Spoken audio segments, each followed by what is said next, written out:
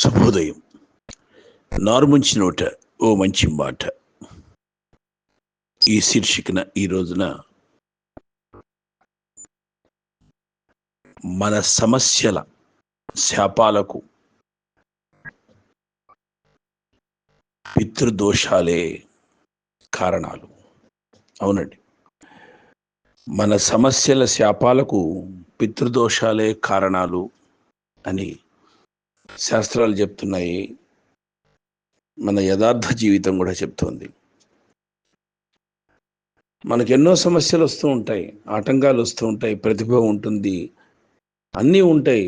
అన్నీ అందుబాటులోకి వచ్చినట్టే వచ్చి మిస్ అయిపోతూ ఉంటాయి. ఒక చిన్న పని కూడా జరగటానికి విశ్వ ప్రయత్నాలు చేయాల్సిన పరిస్థితి ఈ రోజున దుస్థితి ఏర్పడుతుంది.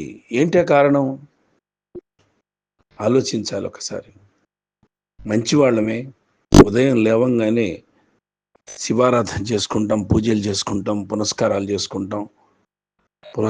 చేసుకుంటాం, దేవాలయాలకు వెళ్తాం, పెద్దల్ని గౌరవిస్తాం, స్వచ్ఛమే మాట్లాడతాం, నిజాలు మాట్లాడతాం, 10 మందికి మంచి చేస్తాం. కానీ మన పనులు అవ్వట్లేదే. అందమైన ఆడపిల్లలు, మంచి జాతకాలు, పిల్లల పెళ్ళిళ్ళు కావట్లేదు, వయసులు పెరిగిపోతున్నాయి.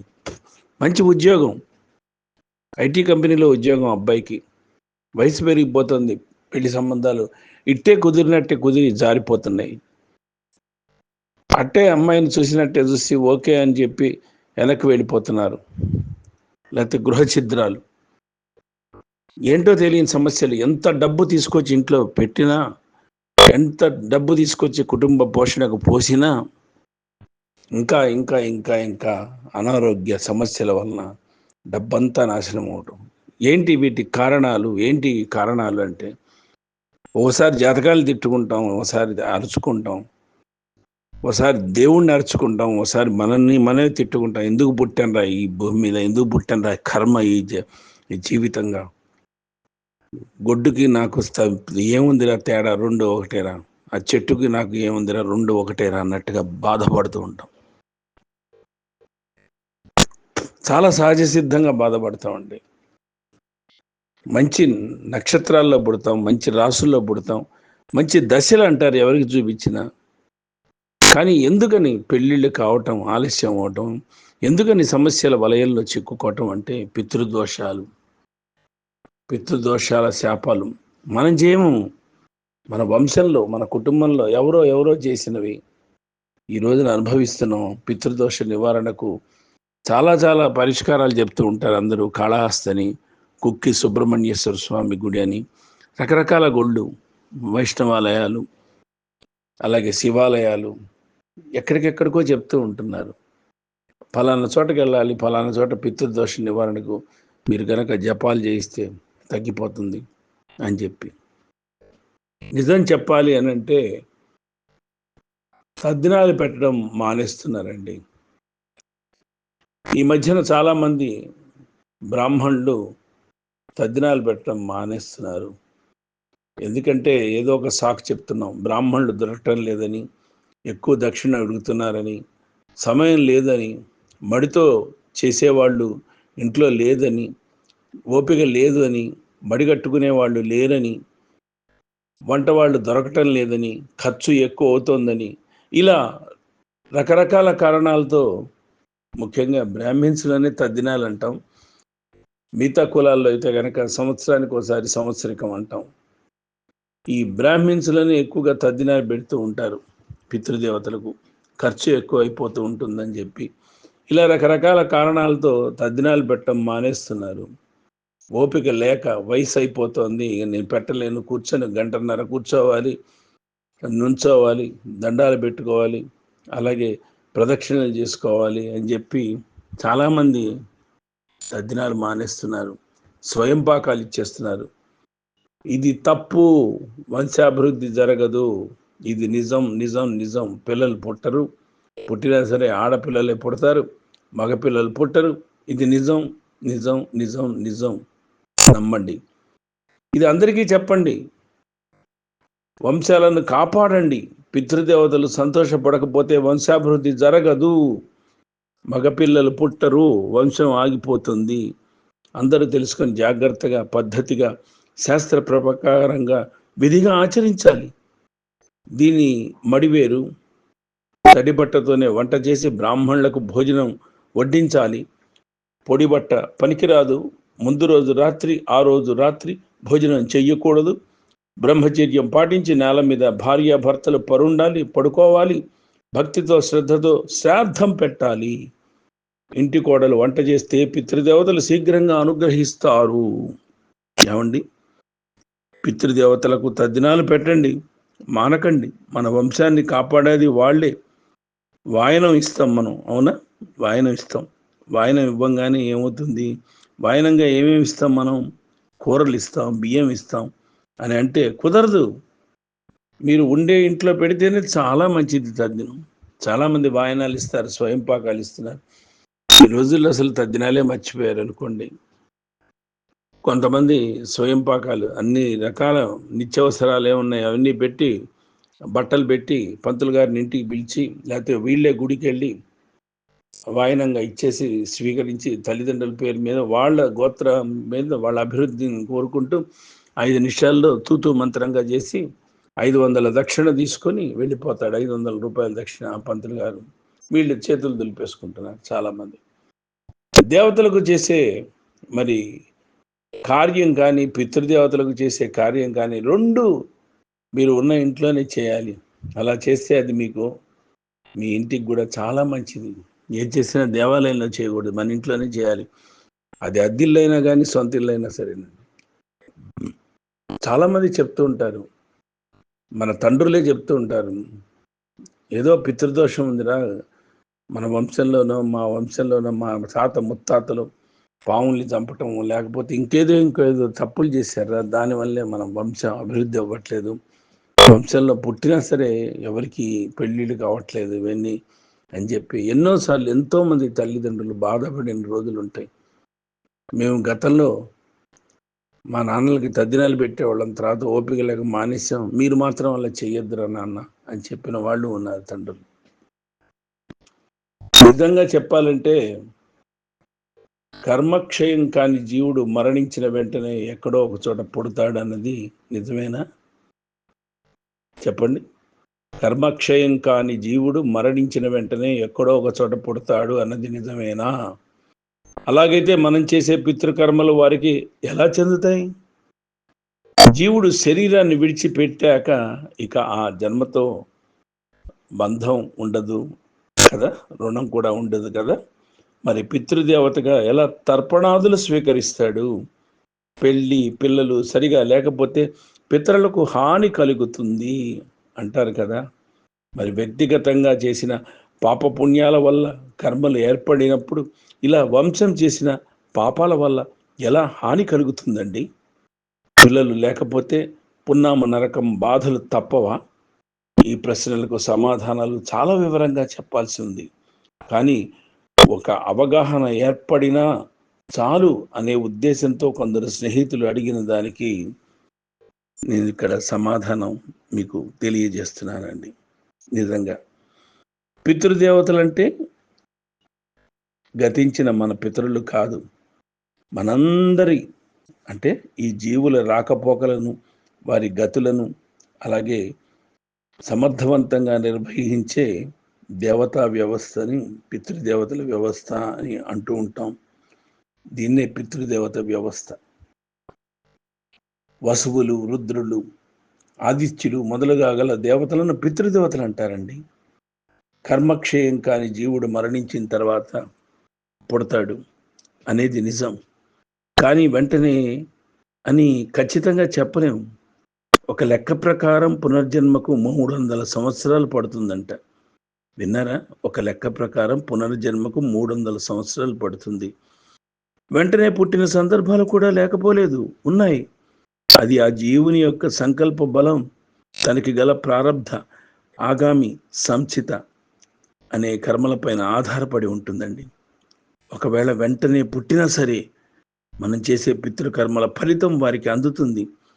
వారు ఏ రూపంలో పుట్టినా సరే మనం పెట్టేది వారికి ఏది ఆహారము ఆ రూపంలో అందుతుంది. ఇలా చేయడానికి ఒక వ్యవస్థని పితృదేవతలు ఏర్పాటు చేశారు. ఉదాహరణకు ఆ జీవుడు ఆవుగా పుడితే గడ్డి మొదలైన రూపంగా మారి మనం పెట్టిన ఆహారం అందుతుంది. వారిని ఉద్దేశించి అలా చేసినందుకు పితృదేవతలు కూడా సంతోషించి మనకి మంచి కలుగజేస్తారు. ఒకవేళ గతించిన వారు ముక్తిని పొంది లేదా ఉత్తమ గతుల్లో ఉండి మనం చేసినవి అవసరం లేని స్థితిలో ఉంటే మనం చేసిన పితృకర్మల ఫలితం మనకే మన కోరికలు తీరే విధంగా వస్తుంది. అలాగే ఉదాహరణకు మనం చెప్పుకోవాలంటే మనీ ఆర్డర్ చేసిన అడ్రస్లో ఎవరు లేకపోతే మనకే తిరిగి వస్తుంది కదా, రిటర్న్ అయిపోతుంది కదా మనీ ఆర్డర్. కానీ గతించిన వారి స్థితి మనకు తెలియదు కనుక మనం జీవించి ఉన్నంత కాలం మరి ఈ పితృకార్యములు దైవ కార్యాల్లాగా భావించి మనం చేసుకుంటూ పోవాల్సిందేనండి. పితృకార్యం అప్పుడు ఒక భోక్తను పితృస్థానంలో ఇంకో భోక్తను విష్ణు స్థానంలో కూర్చోబెడతాం. పితృస్థానంలో కూర్చోబెట్టిన భోక్తకు వాసురుద్ర ఆదిత్య రూపంలో ఉన్న తండ్రి తథా ముత్తాత 3 తరాల వారిని ఆవాహన చేస్తాం. అవును కదా. అందుకనే భక్తులను సంతృప్తిగా భోజనం చేయమని తొందర పెట్టకుండా అడిగేది అదే. పూర్వపు రోజులలో భక్తగా ఉండేవారు ఇప్పుడు నలుగురు తినే భోజనం తినేవారు. అవును, పూర్వపు రోజులలో భక్తగా ఉండేవారు ఇప్పుడు నలుగురు తినే భోజనం తినేవారు. ఆ రోజుల్లో అరచేతి మందాన గారెలు, బెల్లపు పరమాన్నంలో నెయ్యి పోసుకొని నంచుకు తినేవారండి. దగ్గరగా 10-12 గారెలు అవలీలగా లాగించేసేవారు, అంటే తినేసేవారు. భోజనంతో పాటుగా వారు నిజమైన భోక్తలండి. ఆకలితో ఉండేవాళ్ళు. ఇప్పుడు అసలు వారు భోజనం చేయటం చాలా తక్కువ. షుగర్ అని, బీపీ అని భోక్తగా ఉండాల్సిన వారు నియమనిష్ట అంగవైకల్యం లేకుండా ఇంకా చాలా ఉన్నాయి దీంట్లో. ఈ రోజుల్లో దొరుకుతున్నారా?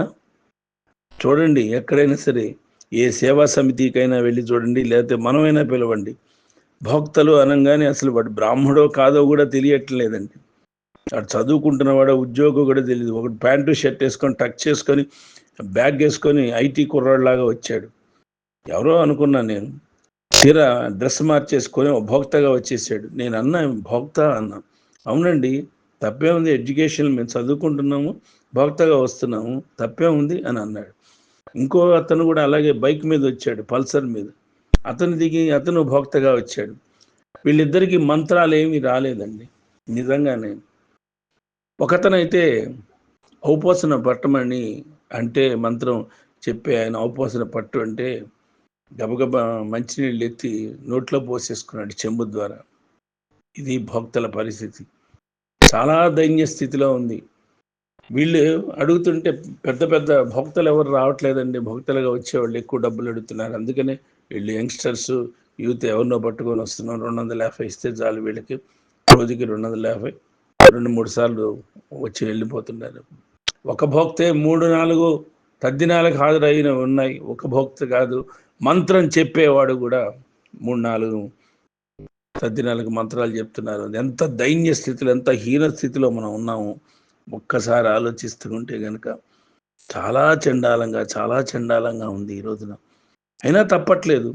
తల్లిదండ్రుల మీద ప్రేమతో మనం 5,000 రూపాయలు, 8,000 రూపాయలు కడుతున్నాము సేవా సమితిల్లో. పేర్లు అనవసరం, వాటి పేర్లు నేను చెప్పట్లేదు. 5,000, 8,000 వసూలు చేస్తున్నారు. మరొక రూమ్ లాగా ఇస్తారు, ఆ రూమ్లో కూర్చోబెడతాడు. మంత్రం చెప్పేవాడికి మంత్రం సరిగ్గా తెలియదు. అప్పటికి ఎన్ని మంత్రాలు చెప్పాడో తెలియదు, ఎన్ని తద్దినాలు చేశాడో తెలియదు. సాయంత్రం అయ్యేటప్పటికి మహా అయితే ఒక 50,000 ఎంతో మూట కట్టుకొని వెళ్ళిపోతాడు. ఈ భోక్తగా వచ్చిన వాడికి 20-25,000తో వెళ్ళిపోతున్నారు. ఇదండి ఈ రోజున జరుగుతున్న తంతు. పూర్వంలాగా నియమనిష్టలతో మంత్రం చెప్పేవాడు రావటం లేదు. కాస్త కూస్తో చదువుకున్నటువంటి, వేదాధ్యయనం చేసినటువంటి, మంత్రోచ్చారణ చేసినటువంటి భక్తులు మనకి దొరకటం లేదు. మంత్రాలు స్పష్టంగా చెప్పట్లేదు. సెల్ ఫోన్ చూసుకుంటూ ఉంటాడు మధ్యలో. మంత్రం చెప్పటంలో 1కి 3 సార్లు చెప్పాలి. ఎవరిది ఇవాళ తద్దినం? మీ నాన్నగారిదే, మీ అమ్మదే? ఏమిటి తిథి? వాడికి తిథి తెలియదు, వాడు చూడడు. మనం చెప్పాలి, అయ్యా ఇవాళ తిథి పలానా తిథి, అని. ఎవరిది? మా అమ్మది. ఎవరిది? మా నాన్నగారిదండి. 3 సార్లు 4 సార్లా. ఎంత పరధ్యానంలో ఉంటున్నారో తెలుసునా మంత్రం చెప్పేవాళ్ళు. అంత దారుణంగా తయారైపోయింది ఈ రోజున. మరి ఈ రోజుల్లో మాట్లాడుకుంటున్నాం కాబట్టి, ఇంతకు ముందు తద్దినం అంటే అపరాహ్నం వచ్చిన తర్వాత ఇంటి వారి భోజనం సుమారు 4 గంటల తర్వాతే. అవును కదండి. ఇప్పుడు 9కి ప్రారంభం, 10:30కి పూర్తి, కార్యాలయానికి వెళ్ళటం, ఆ ఒక్కరోజు సెలవు పెట్టే వ్యవధి ఉండదు. అర్జెంట్ పనులు, అదే వేరే ఏ పనికైనా సెలవు కావాల్సినన్ని శ్రద్ధ లేని శ్రాద్ధాల. అదేమంటే పెట్టామా లేదా అప్రాహం అయితే గాని పితృదేవతలు రారు. అపరాహ్న వేళ అవ్వాలి, అప్పుడే పితృదేవతలు వస్తారు. కానీ వీళ్ళకి ఆఫీసులు కదా, 9:30 10 ముగించేసేసుకుంటున్నారు తద్దినాలు పెట్టడం. వాళ్ళు రాకుండా తద్దినం ఎవరి కోసం? భక్తుల భోజనం కోసమా? ఏదో అయిపోయింది మమ అని అనిపించుకోవటానికో. జన్మతో బంధం ఇది ముడిపడి ఉంది. పితృదేవతలు పెట్టకపోతే మళ్ళీ అదొక కోపం. ఏమైనా వాళ్ళు తిట్టుకుంటారా పైనుంచి ఆత్మల రూపంలో? తెంచుకున్న జీవన్ముక్తులకి తప్ప మిగతా వారికి గతించిన తర్వాత కూడా తన పూర్వీకులతోనూ తన తర్వాతి తరం వారితోనూ సంబంధం ఉంటుందంటారు. మనం పెట్టే ఆహారం స్వీకరిస్తారు, నిక్కచ్చిగా పెడితే, నిక్కచ్చిగా నియమ నిబంధనలతో, శుద్ధితో, బుద్ధితో చేస్తే. మనం పెట్టే ఆహారం స్వీకరించాలి. సంప్రదాయబద్ధంగా పెళ్ళి జరగనప్పుడు ఇరువైపుల పితరులు, అంటే ముందు తరాలు తర్వాతి తరాలు అధోగతి చెందుతారన్నది నిజం కదా. సంప్రదాయబద్ధంగా పెళ్ళిళ్ళు ఎక్కడ జరుగుతున్నాయి ఈ రోజుల్లో? వారు వ్యక్తిగతంగా పుణ్య చరిత్రలు అయినప్పటికీ ఈ బాధ తప్పదండి. అందుకే మన వారు పెళ్ళిళ్ళలో సంప్రదాయానికి అంత విలువ ఇస్తారు. గతించిన వారి పుణ్య సాంద్రత మరీ ఎక్కువగా ఉంటే ఏ మహర్షి వలనను ఉత్తమ గతులు మళ్ళీ పొందే అవకాశం ఉంది, కానీ ఖచ్చితంగా చెప్పలేం. అందుకే ఇదివరకు ఎవరైనా సరే సాంప్రదాయానికి విరుద్ధంగా పెళ్లి చేసుకుంటే వారితో తల్లిదండ్రులు బంధువులు సంబంధాన్ని తెంచుకునేవాళ్ళు. అది అభిమానం లేక కాదండి. వారు వారి పితరులు అధోగతి పాలు కాకూడదని మనసులో బాధపడ్డా కూడా అలా చేసేవాళ్ళు గతంలో. ఆ పైన పిల్లలు కలిగి వారు పితృకర్మలు సరిగా చేస్తే పున్నామనక బాధలు తప్పుతాయనేది వాస్తవం. అందుకే మనవారు వంశం కొనసాగాలని అనుకునేవారు. కానీ మన ప్రయత్నం లోపం లేకుండా సంతానం కలగనప్పుడు అంతగా విచారించనక్కర్లేదు. దానికి ప్రత్యామ్నాయంగా దేవతల కళ్యాణాలు, మరికొన్ని వ్రతాలు ఉన్నాయి కదా. వాటిని ఆచరించడం వల్ల ఇదివరకు జన్మలలో చేసిన ఏ పాపం వల్ల పిల్లలు లేరో ఆ పాపాలన్నీ నాశనం చేసి వారిని, మరి వారి కుటుంబానికి సంబంధించినటువంటి ఎవరినైనా సరే స్నేహితులకు సంబంధించిన కానీ ధన్యవాదాలతో శ్లోకం దేవకార్యదపి సదా పితృకార్యం విశిష్యతే. అవునండి, వారిని వారి స్నేహితులతో కూడా ఇలా అనుకోవాలి మనం. వేదం విధించిన కర్మలలో పితృకర్మలు అత్యంత ప్రధానమైనవండి. నవమాసాలు కడుపులో పెట్టుకొని రక్తమాంసాలు పంచి ఇచ్చినటువంటి తల్లికి 25 ఏళ్ల వరకు కంటికి రెప్పలా కాపాడి పోషణ భారం వహించిన తండ్రికి కృతజ్ఞత చూపటం మానవత్వం, విశ్వాసం ఉన్నట్లయితే వారికి ఉత్తమ గతులు కల్పించడం మన విధి, మన కర్తవ్యం. చనిపోయిన తర్వాత దేవకార్యాలు కంటే పితృకార్యాలు చాలా ముఖ్యమైనవండి. అవునండి, దేవకార్యాల కంటే కూడా పితృకార్యాలు చాలా ముఖ్యం. పితృకర్మలు, పితృతర్పణలు చేసిన వారికి దేవతలు కూడా గొప్ప ఫలాలను ఇస్తారంట. అనగా దేవకార్యాలను వదిలివేయాలని చెప్పడం కాదు. పితృకార్యాలు మాని ఎన్ని పూజలు, స్తోత్రాలు, జపాలు చేసినా సరే ఫలితం ఉండదు, ఫలం దక్కదు. ఇప్పుడు జరుగుతోంది అదే అదే అదే. పితృకార్యాలు చేసిన వారికి దేవకార్యాలు ఫలిస్తాయి. అభిష్ట సిద్ధికి, వంశాభివృద్ధికి, సంతాన క్షేమానికి, అలాగే సంతానం శ్రేయస్సుకు మరి పితృకార్యాలు ప్రధానం. మనం తల్లిదండ్రుల ఆస్తిపాస్తులనే కాక వారి ఆదర్శాలను పాటిస్తూ సత్కీర్తిని, సత్కర్తిని పొందుతూ తల్లిదండ్రుల రుణం తీర్చుకోవాలి. వీటి కోసమే మాసికాలు, ఆబ్దికాలు నిర్దేశించబడ్డాయి. మాసికం అంటే మరణించిన సంవత్సరంలోపు ప్రతి నెల వారికి ఆ తిథి రోజున చేసే కార్యక్రమమే మాసికం. ఆబ్దికం అంటే ప్రతి సంవత్సరం ఏ తిథి రోజున చనిపోతే ఆ తిథి నాడు జనిపించేదే ఆబ్దికం. అవును కదా, మనకి ఇవన్నీ తెలుసు కదా. ఆబ్దికం అంటే ఏంటి? ఆబ్దికం అంటే ప్రతి సంవత్సరం ఏ తిథి రోజున చనిపోతే ఆ తిథి నాడు జరిపించేదే ఆబ్దికం. అంటే నెలకోసారి, సంవత్సరానికి ఓసారి కర్మలను శాస్త్రీయంగా జరిపించి మంత్రాలతో ఆవాహన చేసుకొని, మరి నిజంగా ఆవాహన చేసుకొని వివిధ దానాలు చేసి సత్కరించడం మన విధండి. ఒక సంవత్సరం దాటిన తర్వాత సంవత్సరానికి ఒకసారి నాన్న కోసం, అమ్మ కోసం ఒక 5,000, 10,000 ఖర్చు పెట్టి తద్దినాలు చేయి పెట్టలేమా? ఆబ్దికాలు నిర్వహించలేమా? తిథులు నిర్వహించలేమా? వాళ్ళకి నైవేద్యంగా పెట్టి ఏ వస్తువైనా సరే, ఏ గారైనా సరే, ఏ పరమాన్నమైనా సరే మనమే తింటామండి. పాపం వాళ్ళు వచ్చి తింటారా? పూర్వకాలంలో అయితే గనక నిజంగా పితృదేవతలు వచ్చి తిని వెళ్ళేవారట. ఇది కలియుగం, కల్మషమైన యుగం, కలుషితమైన యుగం, విష సంస్కృతి కప్పిన యుగం. ఎవరు వస్తారు? ఎవ్వరు రారు. అంటే మనం ఆ తిథినాడు అందించిన ఆహారాదులు మాసికం అయితే నెల వరకు, ఆర్థికం అయితే సంవత్సరం వరకు పితృదేవతలకు సరిపోతాయని చెప్పి గతంలో పురాణ వచనం అండి.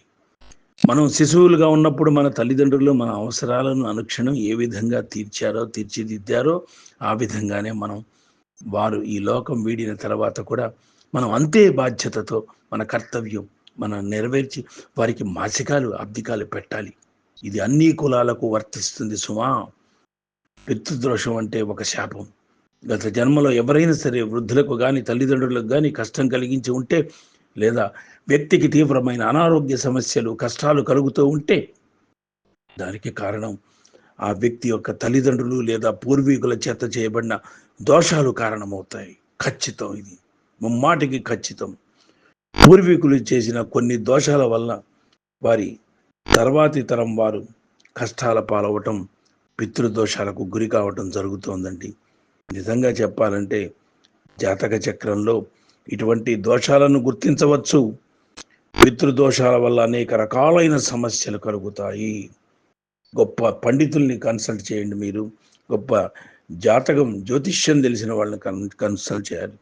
ఉదాహరణకి ముఖ్యమైన పనులు పూర్తి కాకముందే ఆటంకాలు కలుగుతాయి, వైఫల్యాలు ఎదుర్కోవటం, అలాగే గౌరవ మర్యాదలు సన్నగిల్లుతూ ఉంటాయి, కుటుంబంలో విచ్ఛేదం కలుగుతుంది, విభేదాలు కలుగుతాయి, ప్రతిష్టలకు భంగం కలుగుతాయి, కుటుంబంలో స్త్రీకి చిన్న వయసులో వైధవ్యం ప్రాప్తిస్తుంది, కుటుంబంలో అంగవైకల్యులు పుడతారు, మెంటల్లీ డిజార్డెడ్ పర్సన్స్ పుడతారు, అలాగే కుటుంబంలో వ్యక్తికి మానసిక స్థితి సమతుల్యత లేకుండా ఉంటుంది. ముఖ్యంగా సంతాన భాగ్యం లేకపోవటం, పుట్టిన పిల్లలు పుట్టినట్టే మరణించటం, పుట్టిన సంతానం జీవించకపోవటం, ఇవన్నీ కూడా అంతేనండి. సంతానం వల్ల తీవ్ర సమస్యలు వంటివి. ప్రతి మనిషి తన జీవితంలో పితృ రుణం తీర్చాలి. దీనివలన పితరులు తృప్తి చెందుతారు, వారికి ముక్తి లభిస్తుంది. మన అమ్మా నాన్న తప్పు చేయక్కర్లేదు, మన తాత ముత్తాతలు తప్పు చేయక్కర్లేదు. మన వంశంలో, మన కులంలో కానీ మన గతంలో ఎవరైనా తప్పు చేసి ఉండొచ్చు. ఆ తప్పు ఫలితాన్ని ప్రతి ఒక్కరు అనుభవించి తీరాల్సిందే. మృత్యువు తర్వాత సంతానం వారి తండ్రి గారికి శ్రాద్ధం చేయని ఎడల, లేదా వారి జీవిత అవస్థను అనాదరణ చేసిన ఎడల పునర్జన్మలో మరి వారి కుండలిలో పితృదోషం కలుగుతాయండి. అవునండి, సర్పహత్య లేదా ఏదైనా సరే నిరపరాధిని హత్య చేసినా, గోహత్య చేసినా కూడా పితృదోషం కలుగుతుంది. పితృదోషాన్ని నివారించుటకు నియమింపబడ్డ పితృకార్యాలు చేయవలనని అది మనకు సంభవం కాని ఎడల పితృపక్షంలో శ్రాద్ధము చేయాలి. వైదికులు రెండునూ చేయాలి. వైదికులు అంటే బ్రాహ్మిన్స్. శ్రద్ధాచరణ విషయం నందు విశ్వదేవతలు సాక్షిగా ఉంటారు. శ్రీ మహావిష్ణువు శ్రాద్ధమునకు పర్యవేక్షకుడిగా ఉంటాడు. ప్రధాన పితృదేవతలు మరి ప్రధాన దేవతలు, పితృదేవతలు ముగ్గురు: తండ్రి, తాత, ముత్తాత. తండ్రి వసుస్వరూపం, తాత రుద్రస్వరూపం, ముత్తాత ఆదిత్య స్వరూపం. ఈ ముగ్గురు వసు, రుద్ర, ఆదిత్య లోకాల యందు ఉంటారని చెప్పి శాస్త్ర సంప్రదాయం నమ్మకం. ఒక్కొక్కప్పుడు ఈ ముగ్గురు వారి వారి స్థానాల నుంచి కలిసి కలివిడితనంగా ఉండి ఈ కర్మఫలాలను భవనానంతరం ఆ లోకంలో విడిచి కర్మానుగుణంగా మరో లోకంలో ప్రవేశించి ఉండవచ్చు. కానీ వారు ప్రవేశించిన లోకాలు వారి స్థితి వసురుద్రాదిత్య లోకముల ఎందే ఉంటారు. అక్కడే తెలియజేయబడతాయి. శ్రద్ధాచరణ విషయంలో ఒకానొక స్థితిలో భక్తులకు బ్రాహ్మణులు లభించనిచో కర్త అరణ్యానికి వెళ్ళి నాకు బ్రాహ్మణులు లభించలేదు, అందుచేత శ్రాద్ధమును ఆచరించలేకపోతున్నానని పెద్దగా ఏడవాలంట, ఏడ్చేవాళ్ళంట గతంలో. నిజమండి. మరియు శ్రాద్ధాచరణ విషయంలో ఇట్లుండాలి అట్లుండాలని కాదు, భక్తులు తమ భోజన కాలంలో మరి కర్తలను తమ కొరకు వండిన భక్ష్యాది పదార్థములలో అపేక్షిత పదార్థములను అడిగి భుజించవలేను. ఆయా భక్ష్య పదార్థములు భుజించవలేను. కోరిక ఉన్నప్పటికీ సిగ్గుతో అడగలేక భక్షించలేకపోయినప్పటికీ ఆ దోషము భోక్తలదే అవుతుంది సుమా. అడగాలి, ఇంకో గారేయండి, ఇంకో కొంచెం పరమాన్నం వేయండి, ఇంకొంచెం పప్పు వేయండి. ఇప్పుడు ఈ రోజులను కూడా అడగాలి తప్పనిసరిగా. అయినప్పటికీ కర్మ పరిశీలిస్తూ అడిగి వేయనిచో ఆ దోషము కర్మ చేయదును. అవును కదా, కర్తదే అవుతుంది ఆ లోపం. శ్రాద్ధం జరుగుతుంటే విశ్వే దేవతలు వసురుద్ర ఆదిత్య లోకాలకు వెళ్ళి అతటనున్న పితృదేవతలతో ఇట్లా చెప్తారు, ఓ పితృదేవతలారా, భూలోకంలో మీ పౌత్రాదులు మీ కొరకు శ్రాద్ధము ఆచరిస్తున్నారు నాయన అని చెప్పేస్తారంట. ఆ సమయంలో పితృదేవతలు ఆ లోకంలోనే సో నిజంగా భూలోకంలో పితృదేవతగా ఆ స్వరూపంతో భుజించుతున్న బ్రాహ్మణుల భోజన తృప్తిని అనుసరించి పితృదేవతలు తృప్తి చెందుతారంటండి. ఒకవేళ నిజంగా పితృదేవతలు గనక మనం అనుకున్నట్టుగా, మనం దృష్టిలో పెట్టుకున్నట్టుగా వయసు వైధవ్యం పాటిస్తే ప్రాప్తించిందనుకోండి, కుటుంబంలోని వ్యక్తికి మానసిక స్థితి సమతుల్యత లేకుండా పోయిందనుకోండి, ముఖ్యంగా సంతానం భాగ్యం లేకపోవటం, పుట్టిన సంతానం జీవించకపోవడం, సంతానం వల్ల తీవ్ర సమస్యలు వంటి ప్రతి మనిషి జీవితంలో పితరులను తీర్చాల్సిందేనండి. దీనివలన పితరులు తృప్తి చెందుతారు, వారికి ముక్తి లభిస్తుంది, ఆ కుటుంబానికి శాంతి లభించి సౌభాగ్యం వనగూరుతుంది. మృత్యువు తర్వాత సంతానం మరి వారి తండ్రి గారికి శ్రాద్ధము చేయని ఎడల లేదా వారి జీవితావస్థను అనాదరణ చేసిన ఎడల పునర్జన్మలో మరి వారి కుండలిలో పితృదోషము కలుగుతుంది. సర్పహత్య లేదా ఏదైనా నిరపరాధిని హత్య చేసినా కూడా పితృదోషం కలుగుతుంది. గుర్తుపెట్టుకోండి. పితృదోషాన్ని నివారించుటకు నియమింపబడ్డ పితృకార్యాలు చేయవలన అది మీకు సంభవం కాని ఎడల పితృపక్షంలో శ్రాద్ధం చేయవలేను. అవును, పితృపక్షంలో శ్రాద్ధం చేయాలి. వైదికులు రెండూ చేయాలి. శ్రాద్ధాచరణ విషయానందు విశ్వదేవతలు సాక్షిగా ఉంటారు. మహావిష్ణువు శ్రాద్ధాన్ని పర్యవేక్షకుడిగా ఉంటాడు. మరి ప్రధాన దేవతలు పితృదేవతలు, తాత ముత్తాతలు, వీళ్ళందరూ కూడా మనం ఇందాక చెప్పుకున్నట్టుగా ఇవన్నీ కూడా జరుగుతూ ఉంటాయండి పితృదేవతలకు సంబంధించి. నిజంగా పితృదేవతలకు సంబంధించి ఎన్నో ఎన్నో ఎన్నో చేయాల్సిన పనులు ఉన్నాయి, ఎన్నో ఉన్నాయి. విశేషంగా చెప్పాలంటే మనం పితృదేవతలకు భూలోకంలో కర్త ఇచ్చిన పిండాది అన్న విశేషాలు దేవతలకు ఆహారమైన అమృత స్వరూపంగా అందించగలుగుతారు. మరి రాక్షస లోకంలో ఉన్నచో కర్త ఇచ్చిన పిండాది అన్న విశేషాలను రాక్షసులకు ఆహారమైన మాంసం నెత్తురుగా మార్చి భుజింపజేయిస్తారు. భూలోకంలో మరి పశువులకు అటువంటి వాటికి లేత పచ్చగడ్డి ఇవన్నీ కూడా యోగ్యముగా ఆహారంగా మార్చి సమర్పిస్తారండి. ఎందుకు చెప్పాల్సి వచ్చిందంటే నిడివి ఎక్కువైనా సరేనండి, ఫాస్ట్ ఫార్వర్డ్లో తప్పనిసరిగా ఇవి వినాలండి. ఎందుకంటే నిడివి తగ్గించుకోలేము, షార్ట్ కట్లు చెప్పలేము, షార్ట్ పీరియడ్లో చెప్పలేము. వినదగుని ఎవ్వరు చెప్పినా అని పితృదేవతలకి సంబంధించి ప్రేమ ఉన్న లేకపోతే మీ సమస్యలు ఆటంకాలు ఏమైనా జరుగుతున్నా ఇది తప్పనిసరిగా వినాలి. విని ఇప్పటిదాకా మనం మర్చిపోయిన పితృదేవతలను గుర్తు చేసుకొని, వాళ్ళు చనిపోయిన రోజున గుర్తు చేసుకొని, వాళ్ళ పేరు మీద వస్త్రదానం చేయండి, అన్నదానం చేయండి, ఇంకే దానమైనా చేయండి.